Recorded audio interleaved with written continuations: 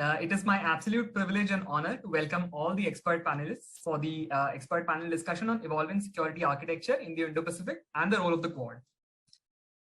Let me start by introducing Ambassador Vishnu Prakash, who will be chairing the panel. He is a former Indian ambassador, a High Commissioner to Canada, an ambassador to South Korea. He has also been India's Consul General in Shanghai. He is currently a foreign affairs analyst and will be chairing the panel today. For the panel discussion, we have Mr. Brad Glosserman, who's a senior advisor at Pacific Forum and a visiting professor at the Tama University Center for Rulemaking Strategies. We also have Dr. Indu Saxena, who's an interim director at the Consortium of Indo-Pacific Researchers and board member section 19 at the American Political Science Association. We also have Dr. Yoichiro Sato, Dean, College of Asia-Pacific Studies, Ritsumeikan Asia-Pacific University from Japan. We have Dr. Premesha Saha, Associate Fellow, Observer Research Foundation Strategic Studies Program from India. We have Mr. Hiroyuki Suzuki, who's a visiting fellow, Japan Chair, Center for Strategic and International Studies, and Chief Representative of JBIC, Washington. We also have Dr. Ernest Gunasekara Rockwell. Doc is the editor-in-chief of the Journal of Indo-Pacific Affairs and is the founder of the Consortium of Indo-Pacific Researchers. With this short and brief introduction, I hand the panel over to Ambassador for chairing the panel and beginning with his moderation. Thank you. Well, thank you so much, Emia. Greetings, friends, greetings, fellow panelists. It is absolutely a pleasure to be able to interact with and moderate the discussion among such an eminent and diverse group of panelists. I would like to welcome you to the special session on the evolving security architecture in the Indo-Pacific and role of the Quad. Quad is the new kid on the block, but it is making waves across continents. Some love it, some love to hate it, a few love to hate it. The question is, why Quad? What was and is its primary objective? The stated purpose of Quad is to uphold the rule of law, freedom of navigation, as well as have a free, open, and inclusive Indo-Pacific region, to enhance security in the region, particularly in the maritime and cyber domain. Is the purpose being served? Has the message gone home in the intended quarter? Has it tempered Chinese expansionist and aggressive agenda? Then the question is, should the Quad focus on security issues or dive into other aspects also, important aspects like health, economic issues, environmental issues, technological issues, issues of global governance? Does it have the political, administrative, and economic bandwidth to do both? There are lots of questions.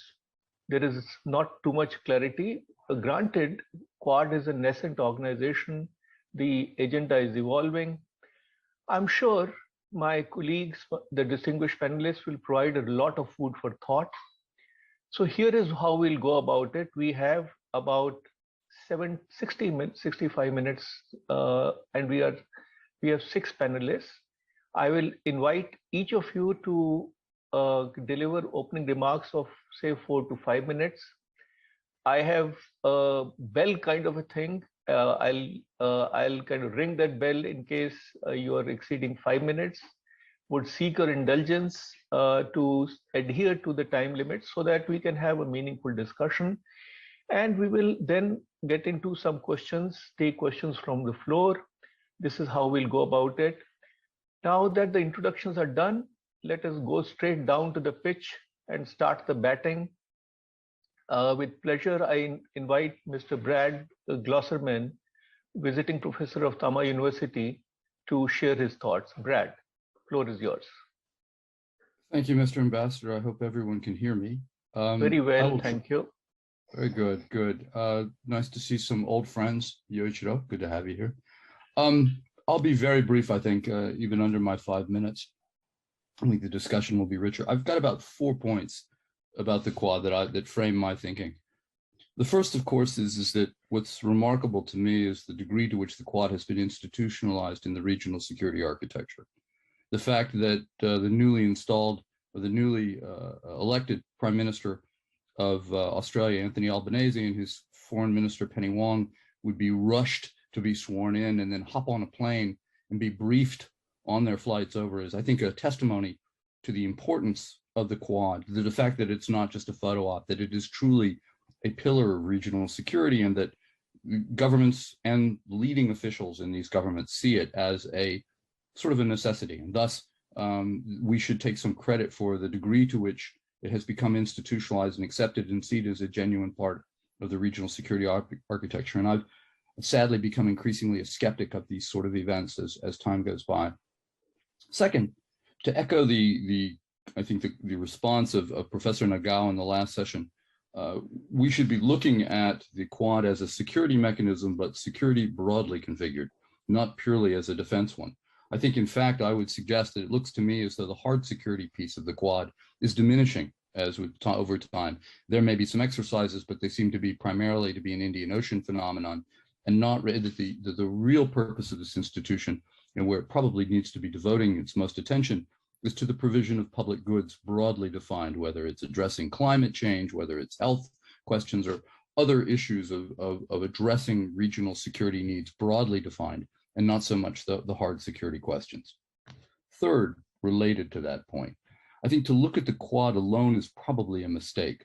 What we have to look at is that we're seeing that this is the evolution of a regional security architecture, and that the Quad is a piece of both the strengthening of national defense capabilities, the modernization of alliances, the strengthening of partnerships, and in particular, in this case, I would be thinking about the Japan-Australia relationship, and of course, all countries' relations with India, and then, of course, the creation of new institutions such as AUKUS or the Quad. And I think we're going to see still more modification and still more a revivification, if you will. For example, the trilateral security dialogue, the supply chains resilience initiative. Hopefully, for those of us in Tokyo, we will see some renewed attention and some renewed life in the Japan, Korea, US trilateral relationship. But the point is precisely that we're developing a layered architecture, and the Quad is a critical piece of that, but it is only a piece of that.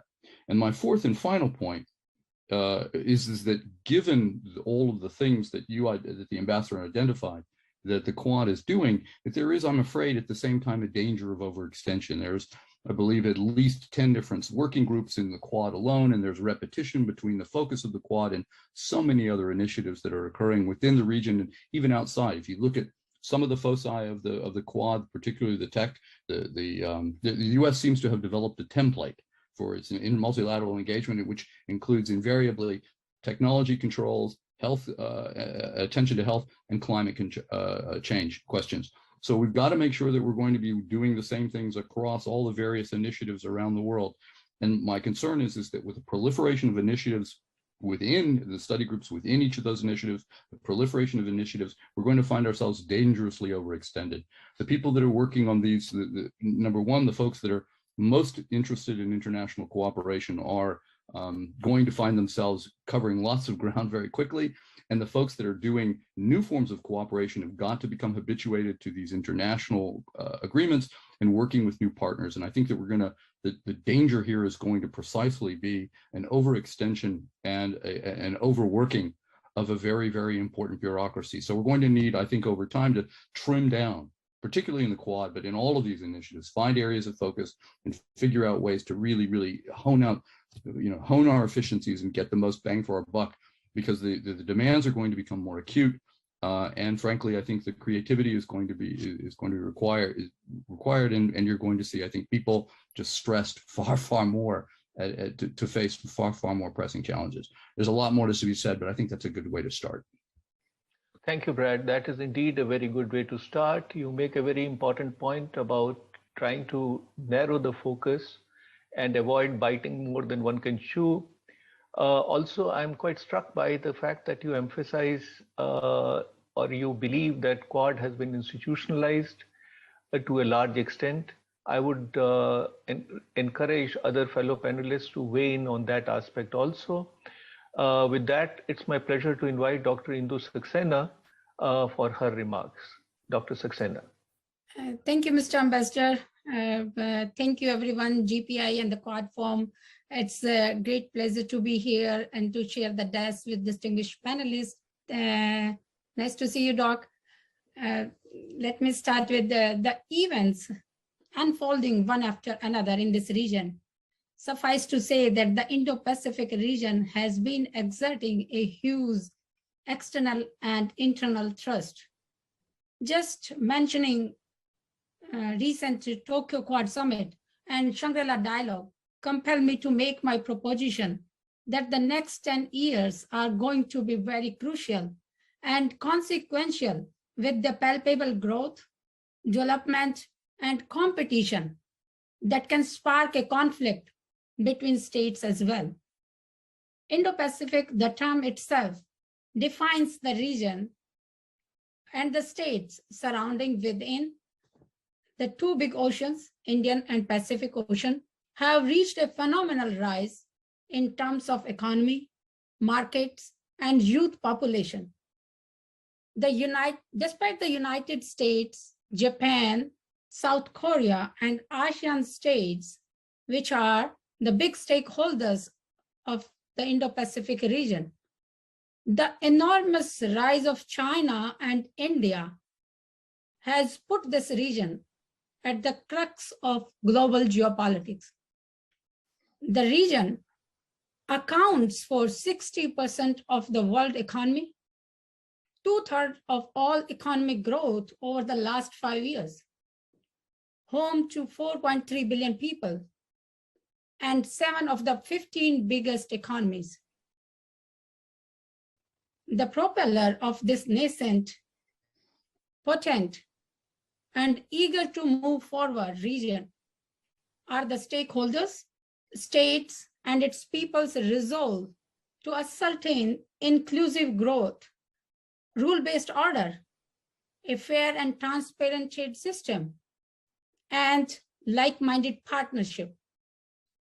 And an important milestone to establish an architecture that is free from political and economic coercion. As we all know, Quad, a non-military alliance, a group of 4 democratic and like-minded countries, the United States, Japan, Australia, and India, who took the lead to conquer the tsunami in 2004, a pioneer of inclusive and transparent growth, now has emerged as a force for global good with the vision of free and open Indo-Pacific. Quad has progressed tremendously and committed to achieve these goals of public good and region benefiting governance by upholding the rule of law, democratic values, sovereignty, and territorial integrity, status quo, which are the fundamental to the peace, stability, and prosperity of the region. Looking at the progress on a summit-by-summit basis, Quad has been setting up a security architecture with practical, collective, mature, and mutual understanding approach. Briefly, I will say that Quad has been taking the collective approach in global health security, infrastructure, maritime domain awareness, climate change, and so on. I will stop myself here and look forward more in discussing in the questions. Thank you. Thank you, Dr. Saxena. Short and pithy. I like your the emphasis on the strength and potential of the Indo-Pacific region. Also, you talk about establishment of security architecture. I think this can be debated and discussed further as to how effective the security architecture is. But yes, given the fact that the Quad is in the new incarnation, barely 3 years old, it has taken great strides. With this, it is my pleasure to invite Dr. Yoichiro Sato, Dean of the College of Asia-Pacific Studies. Sato-san, floor is yours. Thank you very much. It's very good to see my old friend, Brad. We have been doing this sort of things for a long time, so I think a lot of the things I say will be in a good memory recollection for Brad. And I think Brad is absolutely correct in saying that we need to put Quad in the broader context, not so much to mean that there are many international corporations focused on various non-defense issues, but even in the defense and defense diplomacy area, we have seen various other institutions come and go, and some just stay. And I think in the immediate post-Cold War period, we had this all-inclusive ARF, getting a lot of attention, but soon, people started calling it the talk shop and, not paying not much attention. But at the same time, it's also true that even after we started seeing growing and more visible rivalry between China and the United States, newer all-inclusive arrangements didn't just disappear. They were newly born, like, ADMM plus, emerged, despite the kind of growing rivalry. And China was invited to RIMPAC exercise as late as 2016.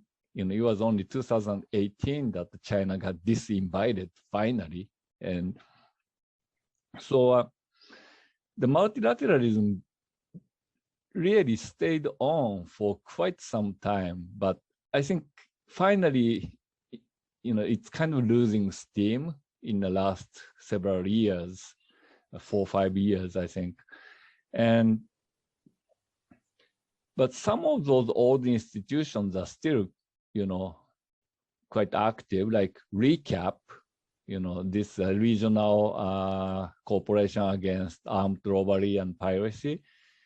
And this one includes China, but not the US. But that wasn't really because of the US-China rivalry, but, it was simply more practical that US doesn't piss off other friends. Excuse me. So Japan's kind of acting like a proxy in that grouping, but China, Korea, India, several Southeast Asian countries, all members of RECAP, and it's still in Singapore and quite active. PSI, no China, but Russia cooperating on the ground component. And I think we don't hear much about PSI anymore, but I think that was another example of earlier multilateral cooperation. And SCO, Shanghai Cooperation Organization, didn't really start as an anti-US alliance as such. It was initially a counter-terrorism and economic cooperation among, Russia, China, Central Asian countries, but now, SCO conducts nuclear war kind of exercise, and it's becoming more anti-US. So the evolutions and devolution of institutions have happened. Six-party talk, again, another area, multilateral framework, but which is pretty dead by now. But I would argue that it didn't die primarily because of the growing US-China rivalry. It died simply because North Korea walked out and, didn't want to come back at the kind of price we want them to pay. So it's a lot more complex than the, this bifurcated rivalry between the US and China. I can keep going on and on into economic sphere and diplomatic forums and so forth. But I think the the key argument I'm making is that the bifurcation and the growing, the superpower rivalry between China and the United States is not the whole story when we talk about the regional architecture. And about the Quad, I was kind of, I was listening into some of the earlier comments by participants of the previous panel. And I think I heard the word multipolar world or multipolar system. And this was interesting, especially to hear from Indian speakers, because, India has always wanted the multipolar world, not the bipolar world in which, India becomes kind of subordinate actors, or irrelevant neutral party. Only in a multipolar setting, India can become quite meaningful. But if that's what India wanted, then the vision of Quad Americans have had it's a different dream. Same bed, different dream. Like many married couples. But anyway, I think the Quad should be viewed in the extension of this, the pattern of architecture which prevailed in the region, which is the overlapping layers of functionally focused corporations, each of which having a slightly different set of members. And yes, a limited bifurcation is happening right now, but still, some of those older institutions are alive, and there are efforts to prevent bifurcation. And in saying that, I would put India in that latter group, the countries which do not want to see a complete bifurcation. Thank you very much. Thank you, Sato-san. You are absolutely right. The only constant is change. As you say, evolution and devolution of institutions are happening, which are bound to be there. And yes, the multilateralism is under stress. So these are absolute facts. The question really comes down again to the security architecture in the Indo-Pacific region and the role of Quad in it, as to what extent Quad can play a meaningful role and have an impact on dampening the expansionist tendencies of rising power that we are all confronted with. With this, I would like to invite Dr. Premesha Saha, Associate Fellow of the ORF Observer Research Foundation. Dr. Saha. Thank you, Ambassador Prakash. I hope I'm audible. Very much. Thank you. Thank you for the invite and jumping straight into the discussion. So the question which very first comes in my mind when we talk about the Quad is that we already have existing trilateral initiatives. We have something called Australia, India, Japan. We have, this is one among many. So what was the need of the Quad to evolve? Because these countries are also talking on bilateral platforms quite frequently. And on several other multilateral platforms, as was discussed, be it the ADMM Plus, East Asia Summit, ARF sideline meetings. So what was the need of a Quad? I think from India's perspective, very first, I think the debate which came about with India joining so many trilateral, minilateral, plurilateral initiatives, the many terminologies that we see, has there been a shift in India's alignment stand? I think the answer to it lies in the fact that the Indian Foreign Minister in many platforms have mentioned that India right now is evolving in something called issue-based alignments or issue-based partnerships with like-minded countries. The question that comes up then is probably it is easier to come up with solutions and ways to work in such small groupings compared to multilateral forums, where you have many members who have diverse interests. Say, for example, the IORA, for instance, a body which has a lot of potential. It has 21 members all surrounding the Indian Ocean littoral, but it has not been able to evolve such proficiently. Why? Because there are diverse levels of growth. There are differing interests that these countries have. So one positive that these unilateral platforms have is that you have countries which have common visions, common goals, not all the time using the similar strategies or ways to achieve those goals, but at least the vision is quite similar. So it is easier to reach decisions or solutions or even the way forward in these kind of groupings. The second reason can be that this growing interest among countries to diversify partnerships. See, for example, a country like Philippines, the recent BrahMos deal between India and Philippines.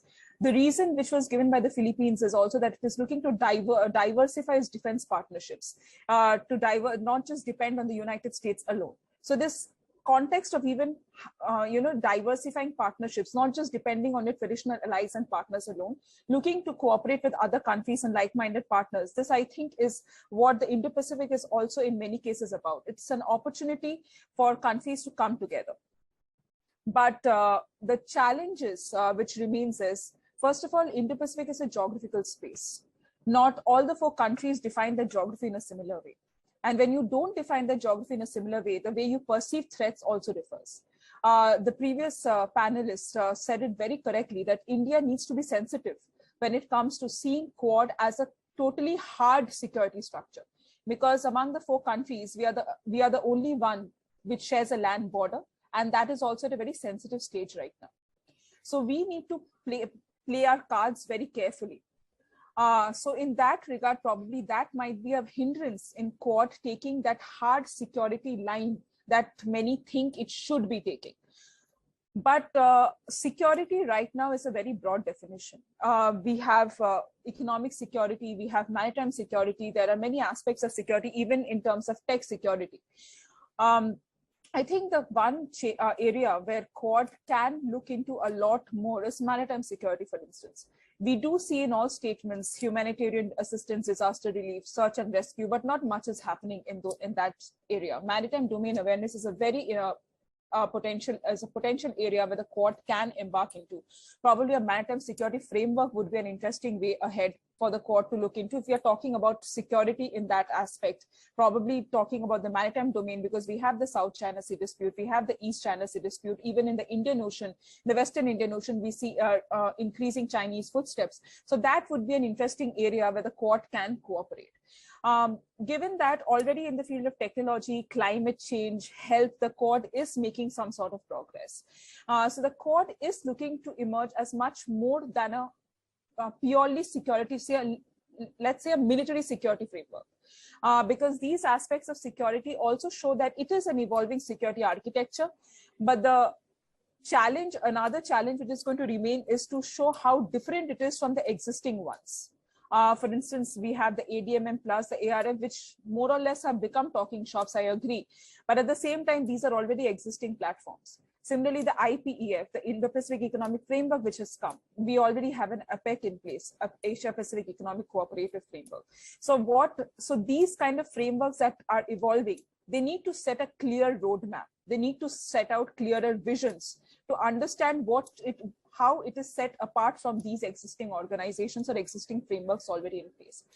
Another thing which minilaterals have done is basically they have improved the bilateral relationships between countries. I can say that in the context of India-Australia relations in a big way. Look at how this bilateral relation has evolved in the 5 years.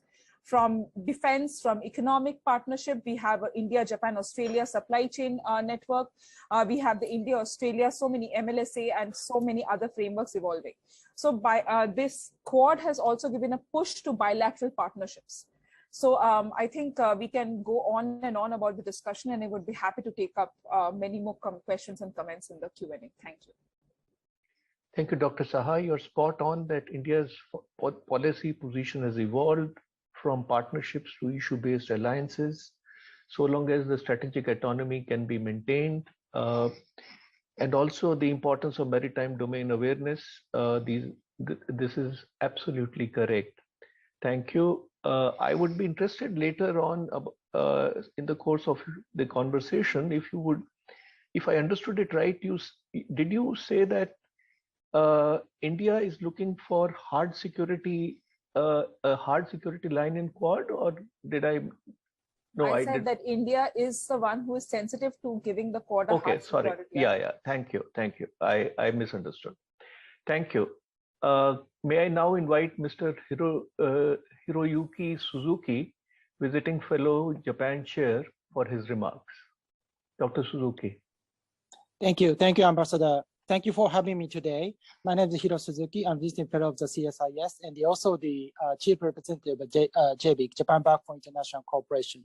JBIC is wholly owned by the Japanese government, a developing financial institution, mainly supporting the business side. It's a little bit different business model of the JICA. JICA is more reliant on the G2G support, but now in the area of the developing finance, the mobilizing private capital, the private player is very important. Therefore, now we are cultivating the cooperation with other countries, including US, Japan, US, Australia, and now in India. So today, let me firstly share with you about the update JBIC's efforts at the timing of the Quad Summit in Tokyo. We have three efforts. One is a vaccine cooperation. We concluded together with Indian Exim Bank a 100 million loan agreement to support Indian healthcare sector related to COVID-19. Through this facility, India Exim Bank and the JBIC jointly work towards expanding safe and effective manufacturing of COVID-19 vaccine and the related pharma and healthcare products in India. That is the first effort. The second effort is we have the long history of the bilateral cooperation with our US counterpart. And we signed the MOU current USDFC about 5 years ago. And this bilateral cooperation developed to the trilateral cooperation among US, Japan, and Australia. And we are seeking the possible collaboration, the quadrilateral cooperation, including India. And at the timing of the Quad Summit, we had 4 leaders developing financial institutions among US, Japan, Australia, and India. And we discussed about the possible collaboration among the 4 institutions. That we agreed to prioritize area of the region in the Indo-Pacific, including climate change, secure and reliable telecommunication network, sustainable supply of energy, and food and medical security. And also we discussed about the global supply chain resilience. So it is a very early stage, but it is a very important first step to start the discussion among the 4 leaders of the developing financial institution among the Quad countries. This is the second our effort. The third effort is, in addition to our cooperation with USDFC to create the co-financing possible project in the Indo-Pacific region, we signed an MOU with the USTDA. USTDA has a function of the technical assistance of the feasibility study. And we are starting a discussion with TDA to cultivate the bankable project in India, especially relating to the digital infrastructure project. I think now the great cooperation project in third country from Indian perspective is a little bit challenging. So we would like to firstly seek the possibility to find a tangible project in India. That is a third effort. So I strongly believe our effort from the non-security perspective, especially focusing on the financing, developing financing, should contribute for the security dimension.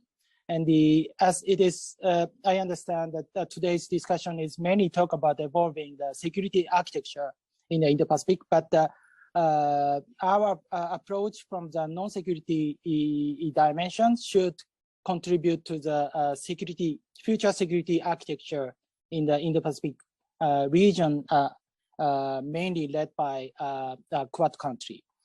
And I also would like to add that at the time of the Quad Summit and the Japan-US Summit in Tokyo, US government launched the IPEF, Indo-Pacific Economic Framework. And it is very good news that Indian government also joined the IPEF. And still there's a mixture of the concern and expectation toward the IPEF, but we still strongly believe now the trade architecture is very challenging, both from US perspective and Indian perspective. But to compete with, especially with China, it is very important to articulate the cooperation among the allied countries, mainly about the supply chain and the infrastructure and energy, climate change. So I have the strong expectation for the IPEF, not only Japan, US, but also we would like to collaborate with India.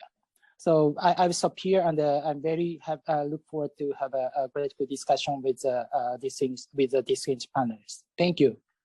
Thank you, Mr. Suzuki. We in India truly appreciate the support being given by JBIC in particular and Japan in general in infrastructure development, capacity building. I note that third country projects have some challenges.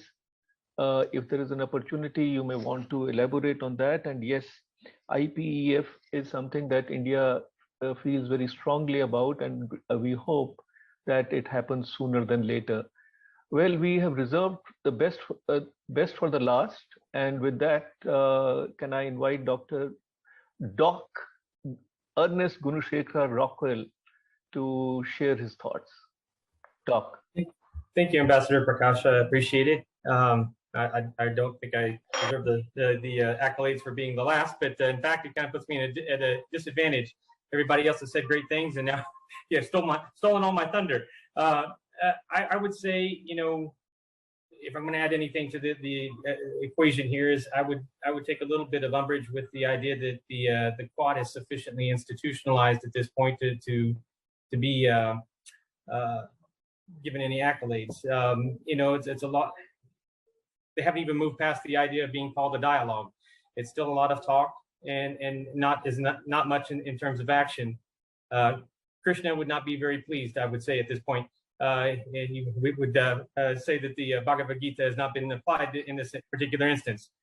You know, I think, you know, if you look at the recently concluded summit, there's some movement in that direction. As Dr. Saha spoke to maritime domain awareness, that was one of the main things I took away from that particular meeting, is having some kind of a positive impact on where the organization might be going.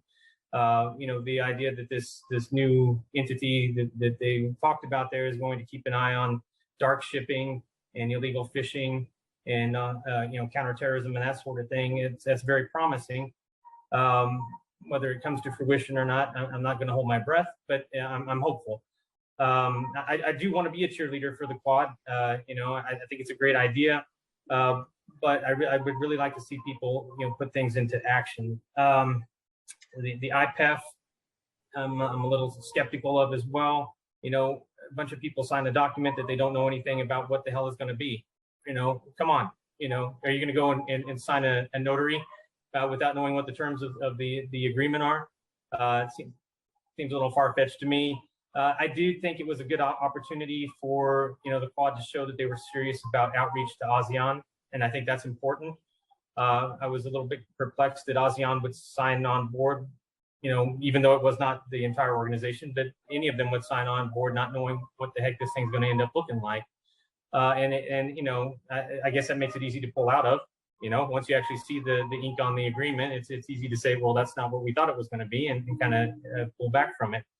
And two, I kind of felt as if, you know, it was basically from the American perspective, Biden kind of putting a new label on things that were already out there, you know, Blue Dot Network and all these other things that had been kicked around for the last couple of years, many of which come out under the Trump administration or from the other members of the Quad, and just kind of trying to put his own label on it so that he's got some kind of, you know, something that people can cheerlead for in terms of going into the midterm elections here. You can show some kind of success on the international stage.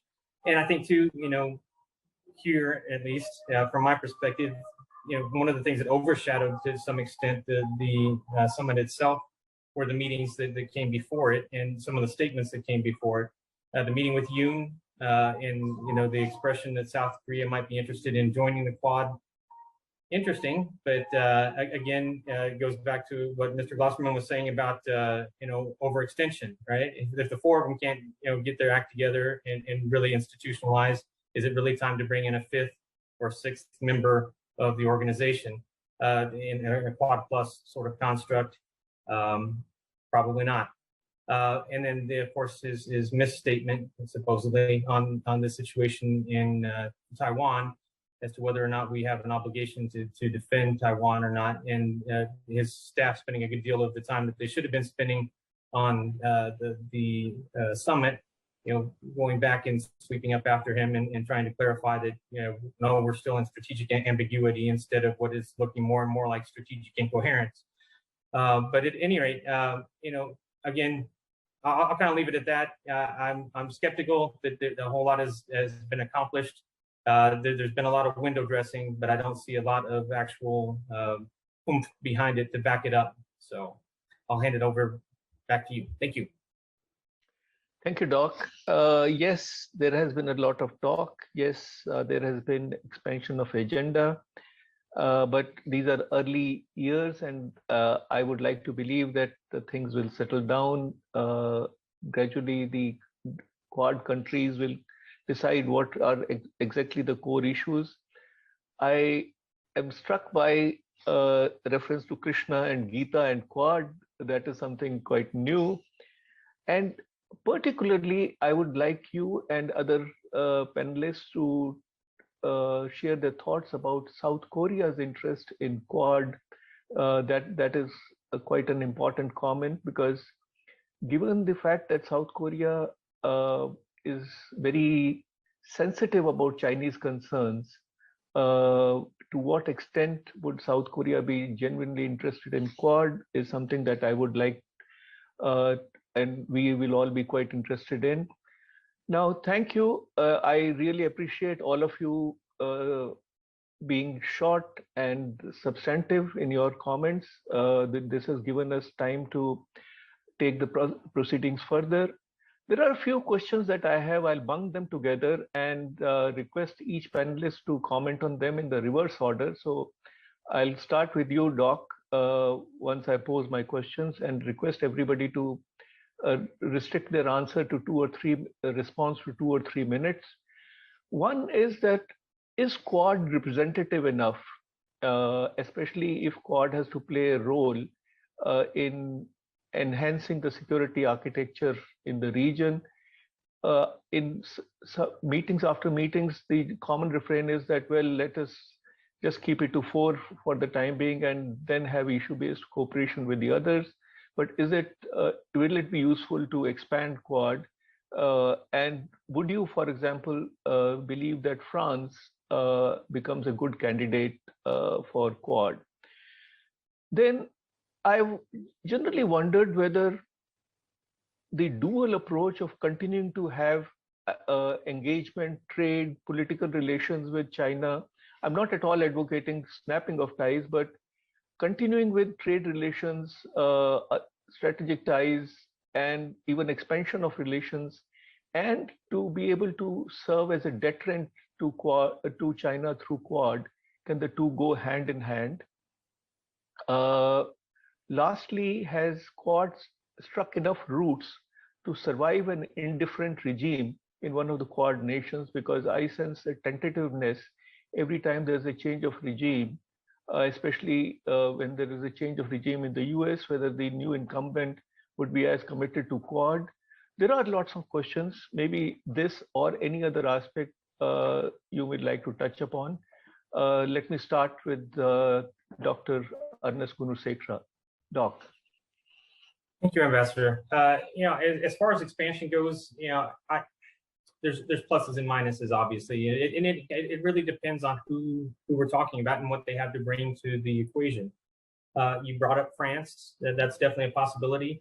Obviously, the UK would be another one. But obviously, both of them have some kind of baggage that they bring with them to the region as well, right? As their former colonial powers, and one could make the argument from a historical perspective that a lot of the issues that we're dealing with in the region are, the leftover results of their follies here in the Indo-Pacific, and the fact that they didn't fix them before they left. And so, it really depends on who we bring in. Obviously, they've got the military architecture that is in sync with most of the Quad, India being the exception, due to the fact that 90% of India's military equipment is still Soviet or Russian made. If we want Quad to be more than just a military thing, we have to look at the economic strength that they bring to the equation as well. They've got it. Whether they want to invest it in that region or not is more of a question, because their holdings there aren't that great as far as contribution to their own economies. But obviously they've got interest in the region because of the global trade that goes through the region.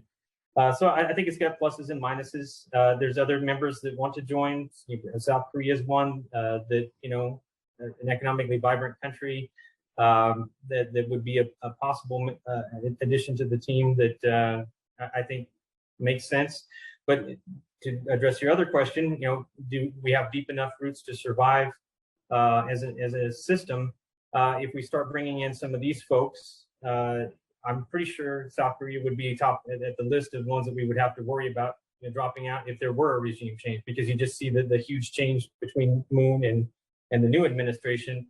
One completely against it, and then the new Yoon administration, very much in favor of it. I'm not as optimistic as some others about the new Australian Prime Minister sticking with things. Obviously, when you're just getting sworn in, you're not going to miss the first dance, right? So, just showing up for this particular episode of the interaction didn't necessarily, make it clear in my mind that there's a commitment there. And I know his deputy prime minister is, pretty much of the other persuasion. So it really depends on how much influence his own party has on him. And if we'll remember right, it was the Australians that kind of pulled the rug out from under our feet with Quad 1.0. So I'm hoping that there won't be a replay of that particular show. I'm forgetting what the third question was. Well, as I said, I was just wondering whether engagement and I don't want containment, but want to say containment, but pushback towards China can go hand in hand. Right. Yeah. So, I don't think we can pull out of China entirely. There's all this talk about moving the supply chain, and I think it's a good idea to move some of it, but we don't want to repeat what the United States and others did in the years leading up to World War II, where we really tried to punish the Japanese for what we saw as unfair trade practices, and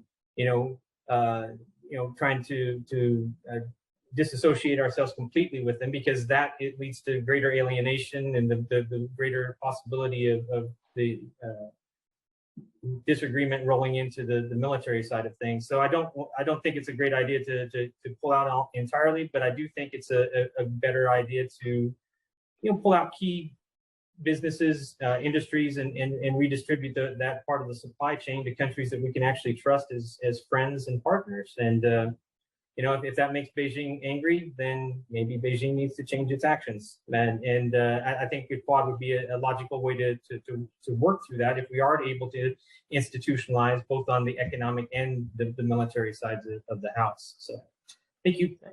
Thank you, Suzuki-san. Thank you. Firstly, I would say the Quad is a very important political platform to connect between Indian Ocean and Pacific Ocean. Already other distinguished panelists mentioned. It is coming from the originally, I believe, the Free and Open the Pacific study from the former Prime Minister Abe. In this context, it is very important to include engage India, and in addition to Asian country, it is also very important to engage European allied country, especially to compete with China. And also we have to consider the Russia issue. So we need to also carefully coordinate with G7 countries. So I strongly believe Japan should taking a critical role to be the hinge between the G7 country and the Quad country. So I would like to simply say Quad should be the very good platform to enhance the security architecture in the Indo-Pacific region. The secondly, engaging European countries also. And the secondly, about China, and we have to discuss among the 4 countries which is the area of the cooperation with China, or what is the area of the competition with China, because both U.S., Japan, and India has a strong economic interdependency with China. So we have to be careful here from the voice from the private side. But on the other hand, from the economic security viewpoint, we need to compete with China. So it is a very good timing to launch the various kinds of the working group among the 4 countries. So we need to cultivate the discussion, as the panelists mentioned, which is a area of the focus to compete with China, cooperating with Quad country. Thirdly, I would like to a little bit mention about the domestic politics of each country. I understand that many viewers concerned that the U.S. politics right now, and the current is the Senate at the 50-50, and they have the midterm election in this fall. So they have some concern. But I strongly believe that Japan has a current Prime Minister Kishida's administration getting the political capital, and they have the upper house election next month. But if the Prime Minister Kishida has a good result in the next month's upper house election, they will keep the 3 years no general election period. So Japan should take a leading role to support the other 3 countries. And I also would like to mention that the next year there are no general election among the 4 countries. So next year we should have a more stable, in detail, and a more strategic discussion among the 4 countries. Thank you. Thank you. India and Japan have always been in the election mode, from one election to the other. I was posted in Japan when Obuchi-san was the prime minister, and you had prime ministerial elections every few years. Well, that's the joy or challenge of democracy. With this, can I invite Dr. Saha? I'll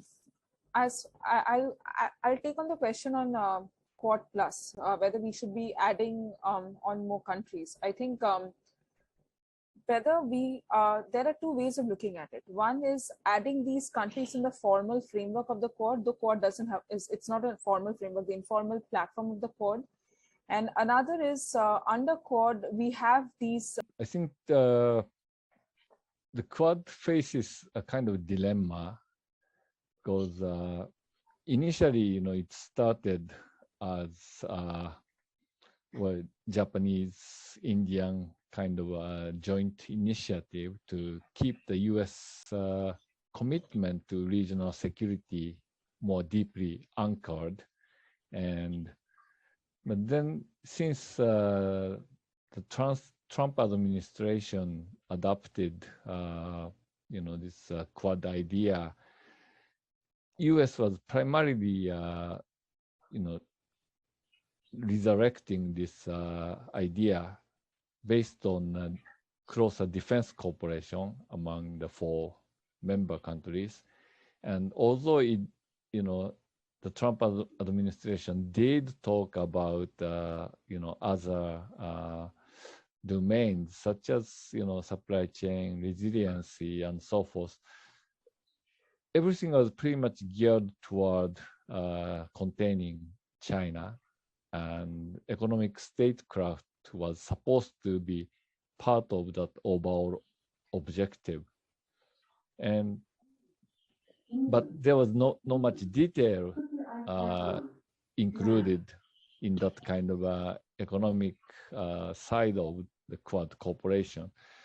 And the Biden administration is basically, inheriting this the Quad framework and detailing other stuff inside. But as Brad pointed out earlier, I think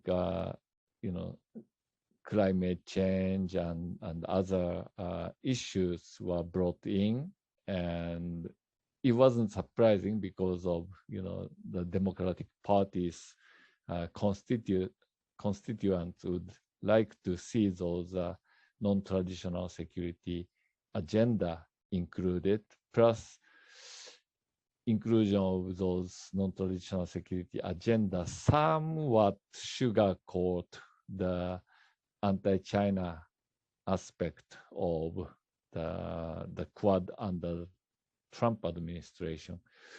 So many agendas were added to Quad, but that really reduces the cohesion of the grouping, and also the original objective gets blurred. And I can tell you, even in this the IPEF, one of the key issues within the Indo-Pacific economic framework is restructuring the global supply chain of the semiconductor industry. And the semiconductor, the Quad members, Australia is not very relevant. India is not very relevant. Basically, it's US, as the dominant designer of advanced processor chips, and Japan, which is a dominant producer of the manufacturing equipment and the silicon and other chemical material. And the dominant, the fabricator of the advanced processor chip is Taiwan. The dominant fabricator of the commodity memory chips is Korea. So not surprisingly, Korea and Taiwan became a part of this economic related focus. Korea, member of IPEF, and Taiwan is not a member yet, but the US is already negotiating a separate economic agreement with Taiwan. And even before the official announcing of the IPEF, the Taiwanese company and Korean company both announced that they're starting production facility in the United States. I mean, US successfully reshored part of the semiconductor production, using this, the platform. But is this really an anti-China security issue, or is it just a mercantile economic policy launched against US allies? And, back in the 1980s and 90s, US did that in the very same sector, semiconductor sector, against Japan. And, I studied that, some 4 decades ago, and I'm just seeing the, recurrence of the old pattern of, security cited in order to achieve mercantile objective. So, well, is that good or bad? I guess it depends on what you want. But, if the Quad is meant to be an anti-China containment, the vehicle, then I think the objective is clearly being blurred as a result of inclusion of additional agenda. I'll stop here. Thank you, Sato-san. Dr. Indu Saxena. Thank you, sir. I would just start with the engagement questions. In my view, that decoupling and disengagement or association with China is not an easy way or not a solution. Because like when we see that, and Quad is like porting Quad as an anti-China or like because the Quad countries, they even can't disassociate itself with China. United States is the second largest trading partner with the China. And yesterday I saw some news that the ambassador of United States, Nicholas Burns, he just started the collaboration with the Chinese universities again. That in the Trump administration, we heard that there was some dissociations and another issues of the theft and intellectual theft and the other things. So, and that's the case with the India too. And so that's engagement. Yes, engagement will be there, not should be. And the expansion of the Quad, that is also, I'm taking that in my engagement the answer, like how can we engage or disengage China?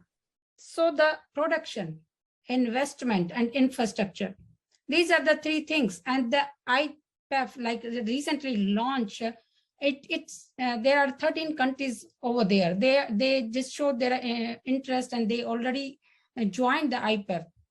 And what is the IPEF for standard and procedures, setting the norms for transparency, for inclusive growth. So the Quad, when IPEF already ASEAN countries are there, South Korea is there, I guess no need to expand the Quad in that formal framework that Dr. Saha said previously. But when we are talking about IPEF, when we are talking about Indo-Pacific Economic Corridor, so that's a kind of answer that maybe for China or maybe for the expansion of Quad, the countries they want to join that Indo-Pacific countries are in that Indo-Pacific Economic Corridor and that in that IPEF.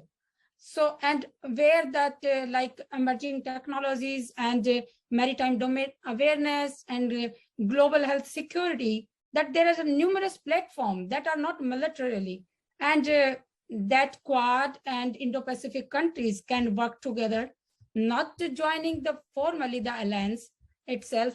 And the last question that I'm going to say, the regime change. Maybe I have the different opinion from others. So I don't see if there is a regime change, like if there is other than the Modi government, they are going to withdraw from this Quad.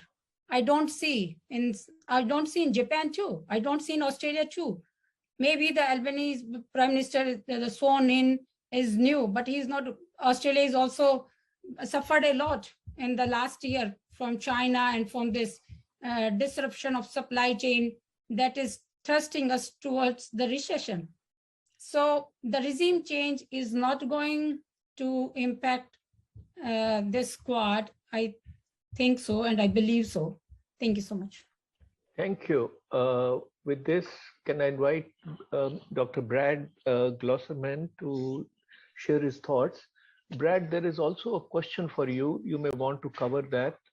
There is a reference to your book, Peak Japan, where you have averred that Japan has been unable to enact meaningful reforms to pull itself out of economic stagnation, as the questioner puts it. Do you think that Quad is an opportunity to spur such a change in its political and strategic security structure so that it can play a bigger role in the international arena? Brad. The short answer to your question is no. And I can go into a lot of detail on that, but let's before I do that, let me go to the other points I'd like to make in the questions that you'd asked. my sense of the world today is that we live in a world that's increasingly dominated by geopolitical competition that is shaped by connectivity, and the key features of that are in the high technology sphere. And that defines a great deal of the way that the world works and the issues that we've got to be addressing.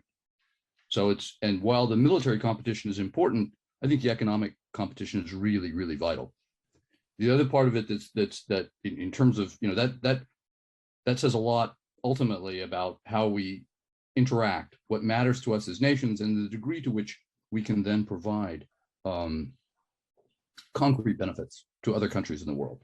So it's this provision of public goods that I mentioned. In that, now let me go through the questions. Number one, all this talk about IPEF is all meaningless at this point. IPEF is an empty vessel. There's nothing there.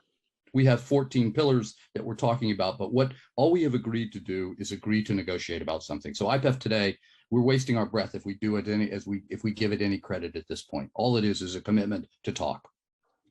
Secondly, in the context of the engagement with China, I think that again, we see this geopolitical competition, and all due respect to Yoichi, you're wrong, pal. It's not the 80s, because China is a completely different competitor than Japan ever was, and the capacities that it has to change the way the world works are fundamentally different now than they were 40 years ago when you had air. But what I would suggest is that what you're going to see is a decoupling on the high end of technology, and we're going to see a balkanization of the global economy. We're still going to have globalization, but it's going to be very thin. And I want you to remember that, because that's what I'm going to come back to on my very last comment. As we discuss then the nature of the Quad and what it's going to be doing, I think that the effective model is that of coalitions of the willing, which we can take all the way back to the Bush 43 administration. I think has been mentioned. I don't think we should talk about Quad members. We should talk about Quad participants. I think what we do is we've got the 4 groups, and then we have other people, as Premesha said. I think people will join in when it comes to engaging, or countries will come on certain issues with which they can contribute the best. And that's where we should be thinking about operating, joining as participants, not as members. It's just too complicated a process, requires too much institutionalization.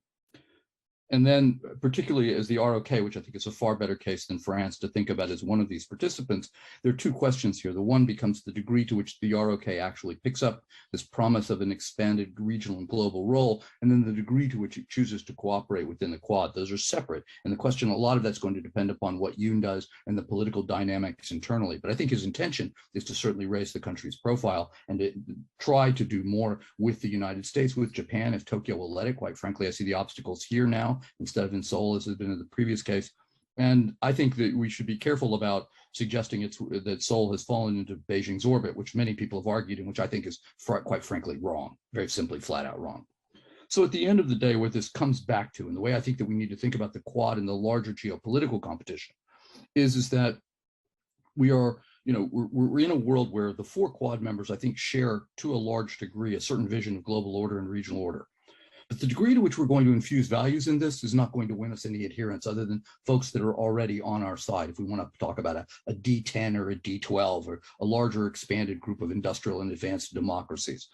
The idea that we're somehow or other going to win people over, win other countries that are on the fence in this, by framing this as a geopolitical competition, it isn't going to work. And to the question about Japan, and unfortunately to Suzuki-san, I'm afraid, I would argue that the deeper Japan goes in terms of buying into this geopolitical discourse, the more that it's going to risk alienating a lot of countries, particularly in Southeast Asia, that had admired Japan not only for its economic successes, which are not coming back, but also for its willingness, if you will, to stay out of the geopolitical fray. And it's precisely as Japan takes sides and buys into more conventional notions of great power rivalry and great power role playing, that it's going to in fact antagonize people that have hitherto seen it as a model in a country that somehow seemed above the fray. But to continue that thought and to wrap up here, the point that I want to make is that in this world, this notion, what the Quad has got to do in any country that wants to play a role must provide concrete benefits, whether it is environmental benefits in terms of resilience, whether it's going to be development funds, whether it's vaccines. This notion of an abstract values-based proposition is appealing to those of us that believe in this stuff, but it isn't winning over the people that want to see money on the table. They want to see concrete improvements in their lives. And until we do that within these mechanisms, whatever it is, we are not going to be able to expand. They're not going to be meaningful. And they're not, and to the degree to which hard security matters is when these countries feel a hard security threat from China. And quite frankly, at this point, most of them do not, or they would have taken sides already. So we've got to deal with the way that people view their lives, the insecurities and the challenges they face, and we as the Quad countries have got to address those if we expect to succeed, if we expect to win adherence, if we expect to prevail in this larger geopolitical competition that I think frames the world today. Clear, crisp, and incisive. I love it. Thank you. Questions, the floor is open. Any questions from the participants?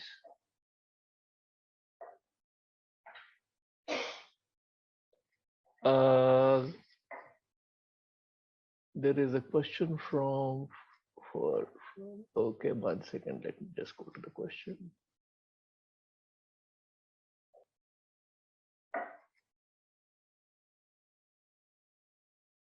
Question for, again, yes, Brad, go ahead. I was going to say, rather than reading the question, I mean, to Mr. Das, I mean, environmental security is a huge topic. So that doesn't really help us. We need to talk about which dimension of this. Again, I would also suggest to you that given the way in which environmental problems, particularly if we want to talk about climate change or the function of global contributions, I don't know how much the 4 countries, as big as they are, can change that. Perhaps they can do something on resilience. I'm not sure that, therefore, I would put environmental security at the top of the list. I do think the tech piece is important. I think the development piece is important, as Suzuki-san talked about. So that would be, I think, my answer to that particular question. And then to the peak Japan question, my short answer, no, the Quad is not going to change political dynamics. I think that Prime Minister Kishida is being ambitious. He's following on the Abe agenda. He will get, frankly, I think he will get to his 2% increase in defense budgets, but he's going to cheat. He's going to do it by including all sorts of other stuff within this broader definition of security, and that they will shoehorn that into calling it defense spending, such as expenditure on technology, and there's things that we're talking about security and not military, and that will push him over the line.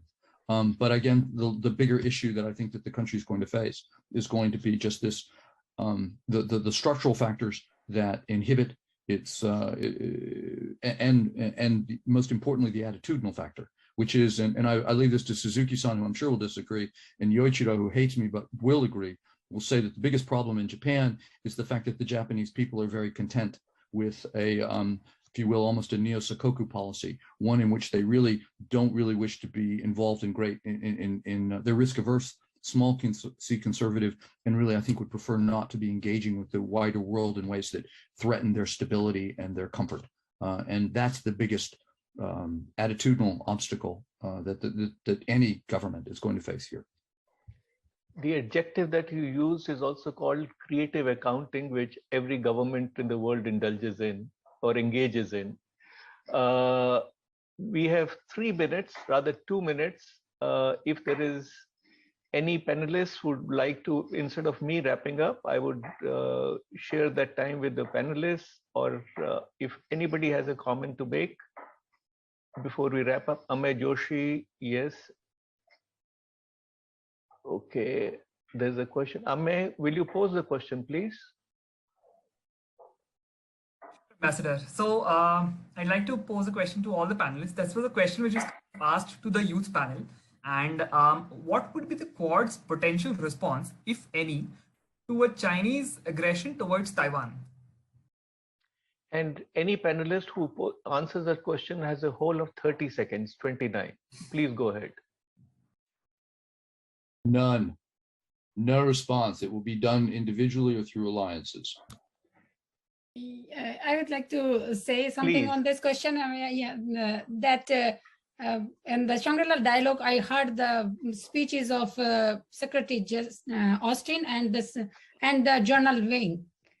Then the general said, Chinese Defense Minister, that Taiwan is an integral part of China, and China won't hesitate to go to war if that comes to Taiwan. So the very briefly and very in succinct way and in very hard manner, Chinese general said so. So the Quad, when we are talking about the Quad, we know the situation of the Quad right now, and even the professor said recently that IPEF is also just a talking term right now. So we can't take this question anymore, because that's the China said Taiwan is only for China. That is the of course he went to go ahead that Taiwan is a province of China. That I heard the statement the first time. Yep. Thank So you. just a quick question over here, Ambassador, if I may. Yes, Arpit. You owe me a coffee for the question, but go ahead. I absolutely do. So my question is that, don't you think that for IPEF, maybe not market access, but through other ways, through the clean energy pillar or the infra or supply chain pillars, eventually beyond market access does put some money on the table, or has the potential to put some money on the table from the US to the other states? Anybody? Well, I think the Suzuki-san emphasized that the U.S. is very much focused on the private money rather than the public investment into the infrastructure, and Japan's new approach is also following that.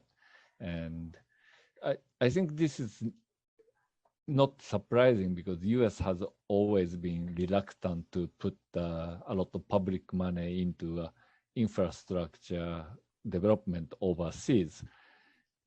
I think U.S. doesn't remember how it got out of a global recession back home in the 1920s and 30s, and so. This is a kind of change for Japan, because Japan's focus was very much on this, the ODA loans for infrastructure development. But Japan cannot, I think Brad is right, Japan has peaked, Japan cannot match the Chinese BRI spending, but should it match? And I think Japan shouldn't, because many developing countries are finding China kind of easy, patron to get a lot of money out. And, some countries made a bad deal and lost the port for, like Sri Lanka and Hambantota port and things like that.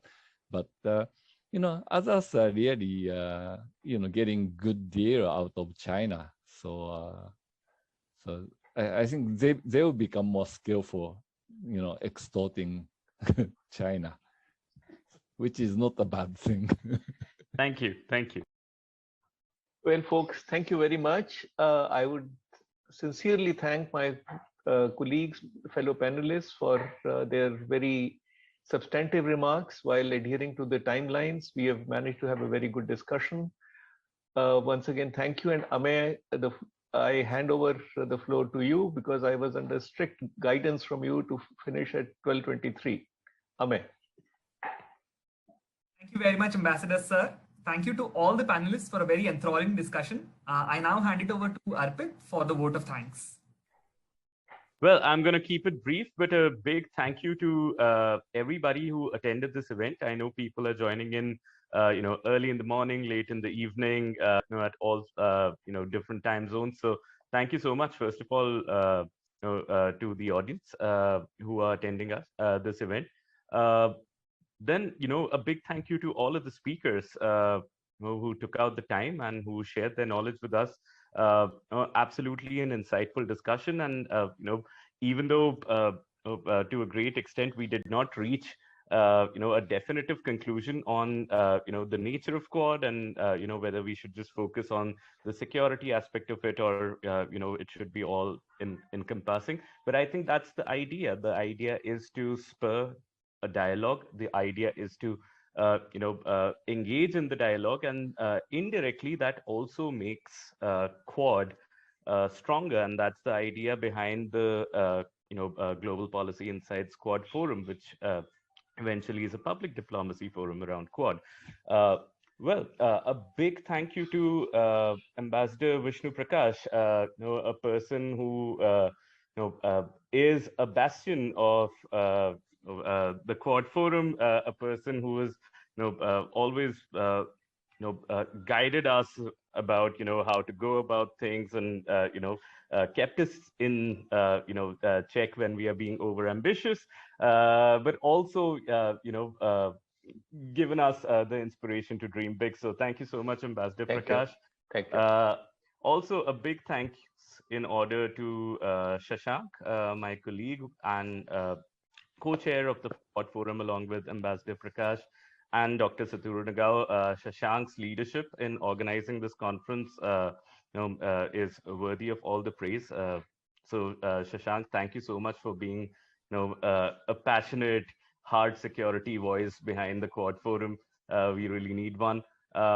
Also, a big thank you to Dr. Satoru Nagao. Again, a big champion of India playing its role in the Indo-Pacific. And again, a speaker who is extremely, extremely passionate and, engages with us at a more fundamental level in organizing these events, conceptualizing these events.